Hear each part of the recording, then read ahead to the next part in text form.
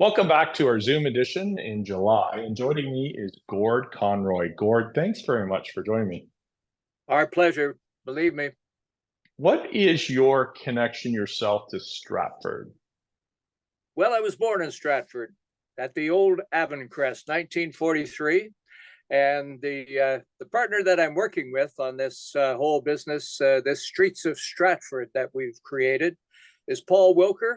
He's a lot older than I am. He was born in 1942.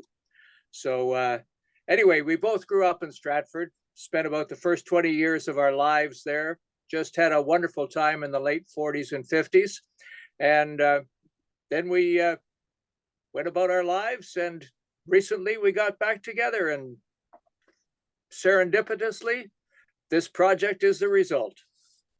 So this project, we'll talk about the streets of Stratford.ca, is incredible, the content. It's actually, the more you dig, the more there is. It's kind of like Earth. Like, you think you're at the bottom, and then all of a sudden you get so many other fascinating ones. For example, I live on John Street, so of course I did Google John, or not Google, I clicked on John Street, and then it talked about the history of it, that it used to be named Thomas Street. What made you want to do the history on over 300 streets in Stratford? Well, the original history and the idea for this really goes back to a gentleman by the name of Stan Dingman. Now, if you're a newspaper guy and you've been around Stratford, you're going to know the Dingman family. They got started in the newspaper businesses back in the 1880s. And Stan Dingman became the editor of the Stratford Beacon Herald. And of course, as the editor of the Beacon Herald, it got to be difficult, and you had to figure out how you're going to fill the paper. So on Saturdays, he thought to himself, how am I going to do this? And when he was a child, his dad used to go for walks. And as they get to a corner, his dad would say, do you know how this street got its name? And Stan would say, what all kids say? No, I've no idea, Dad. Are you going to tell me? And his dad did. And out of that grew Stan Dingman's interest in this. And in the 1980s, he started in the editorial page of the Stratford Beacon Herald to write these stories. And he wrote one every week.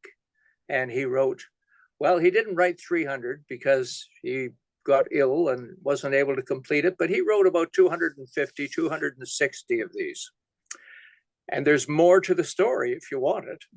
Let's hear about it. What is more to the story? Well, my partner in all this, who started this during COVID, Paul Wilker, his mother decided those things were all important.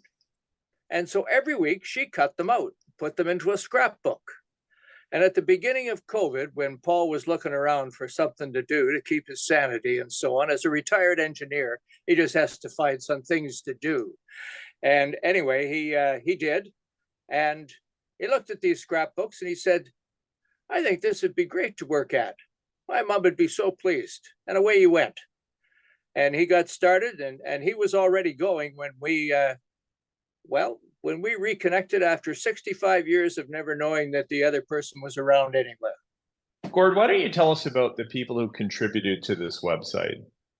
Well, it's really been quite fabulous. We've had more than 50 people in Stratford contribute to the website.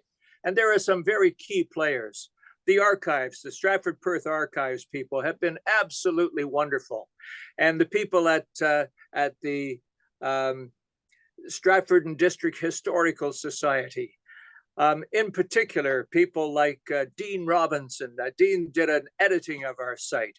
But my gosh, he's a tremendous guy. And all the books that he's written, fabulous. Nancy Musselman, she's does more than ghost walks in Stratford. I mean, it's just wonderful that the stuff that she knows.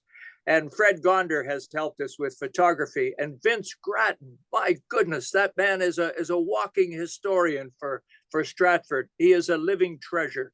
So we've been so lucky with people that have wanted to help us. Now, the big thing is we have to figure out how to get tons and tons of kids and people interested in the site, because that's the whole idea, to get them excited about this absolutely incredible hometown in which they live.